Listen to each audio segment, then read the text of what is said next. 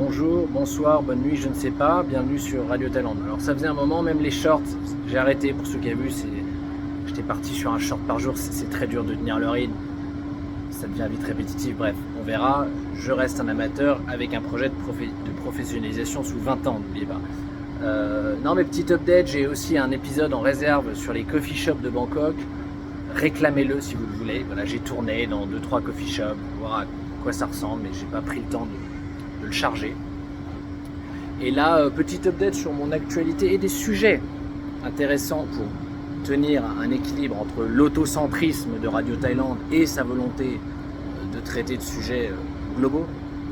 En direct d'une piscine qui n'est pas la mienne, plus urbaine. Je suis au centre de la capitale,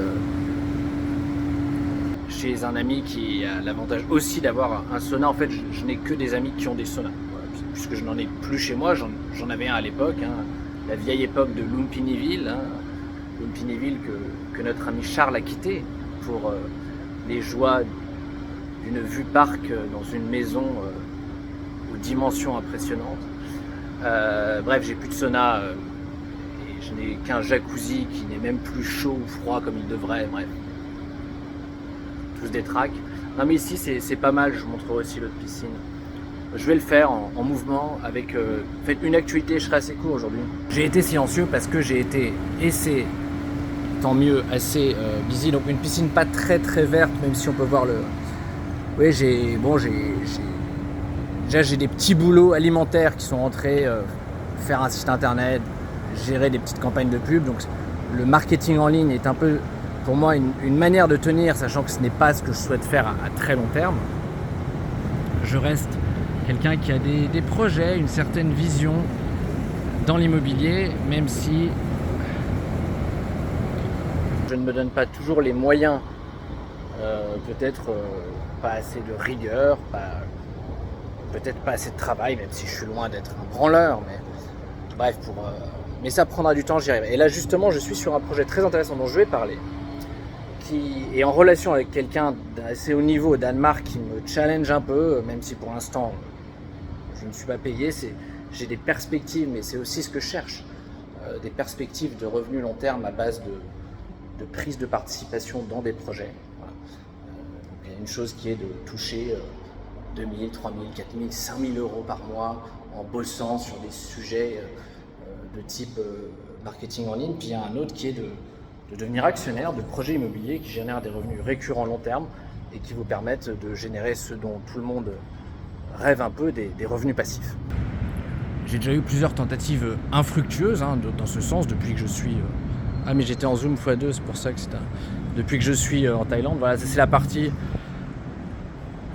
Sauf qu'ici je suis pas chez moi et je ne sais pas, la dernière fois la fontaine coulait, le jacuzzi marchait, je ne sais pas comment activer. C'est dommage que cette fontaine, quand elle coule, on se met dessous, ça fait un peu comme une waterfall quoi.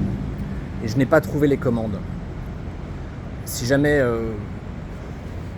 vous pouvez m'aider, demandez à ChatGPT. Ah oui, c'est le gros truc ça, ChatGPT. Non, le danois dont je parle, que je ne citerai pas parce que j'évite toujours d'associer des gens à l'amateurisme de Radio Thaïlande, mais c'est quelqu'un qui a fait partie des cofondateurs de Skype dans les années, je pense 2000, ça remonte, qui à l'époque a touché genre 100 millions d'euros, ou de dollars, ou de francs, je sais plus, et qui, à la trentaine, je pense, ça était du genre à prendre des hélicoptères, aller sur l'île de Richard Branson, ce genre de truc. Jacuzzi allumé, mais jacuzzi timide. Et par une connaissance commune, ici en Thaïlande, il y a déjà une dizaine d'années, j'avais été mis en relation avec lui, d'ailleurs fait quelques tentatives de business infructueux, mais j'ai toujours le suivi sur LinkedIn ou Internet, taper son nom, on voit toujours un peu ce qu'il fait. Et récemment, ayant constaté qu'il se lançait dans un projet, enfin d'ailleurs ça fait déjà quelques années, d'éco-village, construit en bois, ça c'est une chose, mais surtout avec un apport de robotique et d'intelligence artificielle qui vise à réduire considérablement les coûts de production. Le tout, vous associez ça à un concept de village avec un concept où on intègre les notions de permaculture. C'est une communauté qui vous voyez, fait pousser ses légumes et plus avec je vous invite à, si vous n'avez jamais entendu parler de permaculture, Google ou ChatGPT, votre meilleur ami. Oui, donc ce gars-là m'a énormément poussé à l'utilisation de ChatGPT. C'est vrai que c'est incroyable ce qu'on peut en faire. Voilà. Quand on l'interroge bien, quand on le pousse, quand on lui donne des choses à process. Donc j'ai déjà en 2-3 semaines, j'ai énormément appris, que ce soit même sur des structures de deal assez complexes avec du loan financing, de l'equity, de la valuation. Bon, je vais déjà tout montrer ici. Ah non, pas ça. Et voilà, donc les éco-villages, c'est pas ça. Et ça, on est un peu là, on est typiquement dans le développement immobilier des années 90 dont on serait bien passé. It's time for a change. Et un des constats de base de ce business dans lequel je vais à coup sûr être impliqué, j'ai déjà même branché mon partenaire immobilier au Cambodge, ils sont assez chauds pour essayer. En Thaïlande, j'ai plus de boulot parce que je suis un peu en short, je suis un peu tout seul. Donc je trouve des terrains et des partenaires capables d'intégrer cette solution. Et donc voilà, ce gars-là, voilà, il a fait Skype, il a été très millionnaire, très riche, puis il a fait bankrupt et il investit dans tout un tas de business. Et quand on parle avec lui, mais il est que WhatsApp. Alors, mais il va à 10 000 à l'heure, vous sentez quand il vous parle, il parle à 100 personnes à la fois, il vous balance des infos, tu te démerdes. C'est pas de nom, pas de questions, on avance, tout marche. Envoie-moi ton contrat, alors que vous savez même pas comment le faire. Puis parfois il se moque un peu de vous, vous avez l'impression que vous avez l'air con, mais vous savez pas pourquoi. D'ailleurs mon contrat c'est pas toujours vraiment réglé. Il m'a dit envoie-moi, demande à GPT de te faire un contrat d'une page. Je le fais, j'envoie, il me dit 4 lignes. Et il me dit I teach you life lesson. Un contrat de 4 lignes, ça n'a pas de sens. J'ai toujours pas de contrat. Je viens de contacter mon avocat pour peut-être ne pas me faire complètement rouler dans la farine, puisque c'est le genre de truc aussi où vous pouvez travailler pas mal avec une promesse de share hein, ou d'equity comme vous voulez, et puis à la fin, vous avez apporté des connexions, puis les mecs roulent sans vous.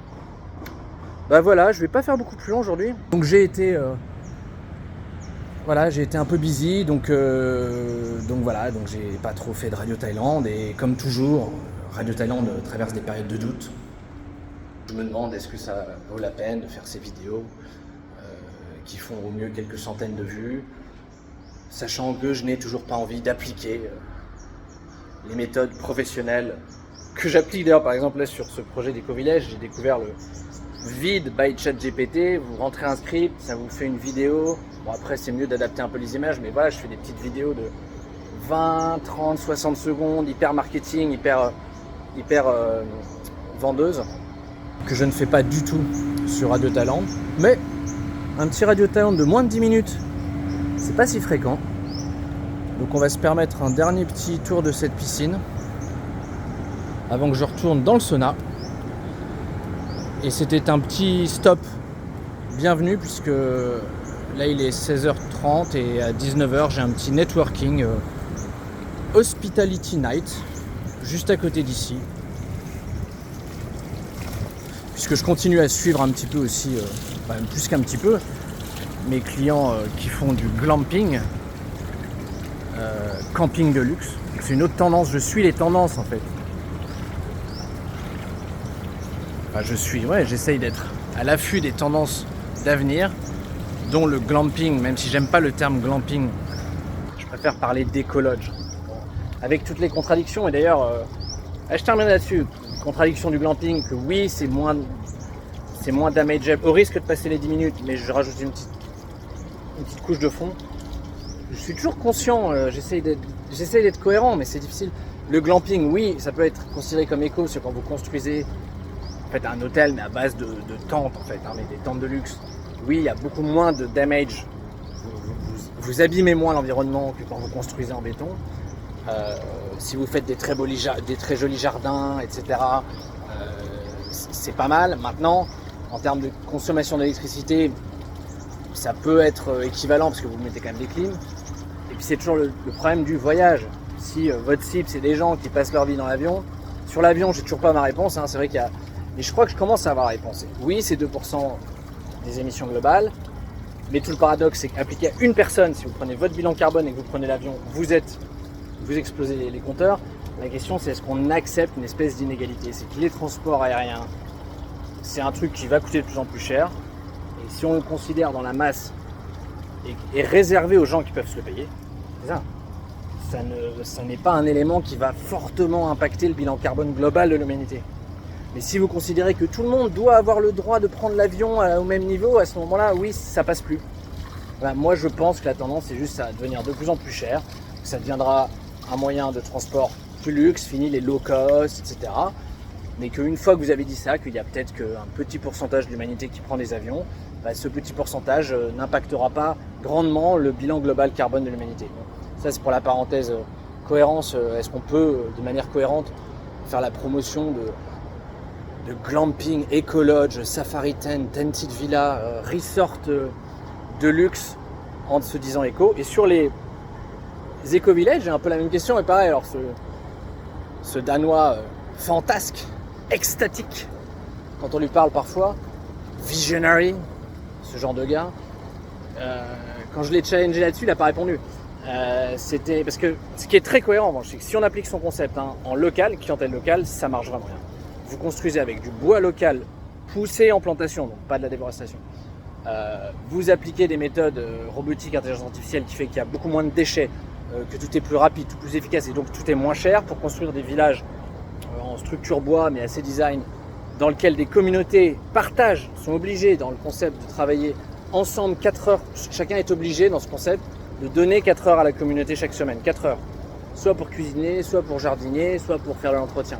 Ce qui descend aussi les coûts de copropriété. Et permet aux investisseurs de gagner beaucoup plus d'argent. C'est là aussi qu'il peut y avoir des... Le problème, c'est que lui, et je suis pas tout à fait d'accord, il insiste aussi beaucoup sur le fait qu'ils sont sur les digital nomades. Que leur clientèle, c'est à la fois des personnes en local, parce que ces villages aussi se situent un peu en périphérie des villes. Le principe, c'est voilà, vous imaginez un petit village. Je mettrais peut-être une illustration en village très idéalisé, beaucoup de verdure, de la permaculture, et des communautés qui vivent de manière écologique tout en bénéficiant naturellement du confort moderne. Donc ça peut vraiment être cohérent. Le problème, c'est que quand vous commencez à mettre là-dedans comme cible les digital nomades, c'est-à-dire des gens qui passent 6 mois à Bali, 6 mois en Thaïlande, 6 mois au Mexique, et qui feraient le tour comme ça de ces villages, on retombe sur le problème de l'avion. Mais pareil, le problème de l'avion qui n'en est plus vraiment un, si on estime que ceux qui peuvent se le payer se le payent, que l'aviation deviendra un peu plus verte, et qu'au final, ça ne représente que 2% des émissions à effet de serre, tandis que la construction, justement, et les logements en général représentent plutôt 40%, et que naturellement, dans ce concept-là, tout est fait pour viser le zéro carbone. Et je terminerai sur le constat de fond de ce nouveau business dans lequel je vais participer, mais j'y passe 10% de mon temps, parce que pour l'instant, ça ne me rapporte rien. C'est aussi ce que m'a dit ce Danois extatique, c'est no more than 10% of your time. Parce que il a compris que j'étais pas mauvais, que j'allais sans doute pouvoir les accompagner, mais le but c'est pas non plus que je me grille à ne faire plus que ça et à négliger mes autres clients alors que je suis pas encore payé. Mais effectivement, ce qui vise, c'est zéro carbone sur ces villages. Et j'ai peut-être raté une idée, mais là on va vraiment pas aller au-delà de 15, donc c'est juste de rattraper l'idée que j'avais peut-être perdue. Éco-village, zéro carbone. Intelligence artificielle. Ah oui, c'est que ça c'est vraiment intéressant. Il y a un graphique qu'on utilise pour la communication.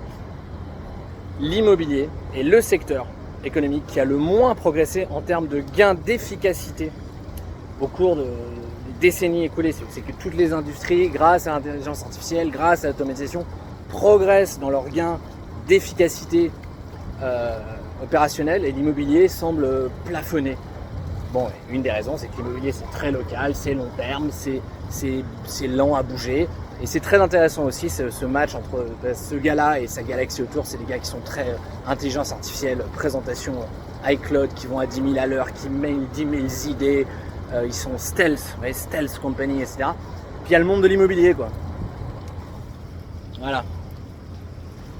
Et moi, j'essaye de faire un peu ce lien entre le AI pace and real estate pace. Sur ce, bonjour, bonsoir, bonne nuit, je ne sais pas, et à bientôt sur Radio Tel.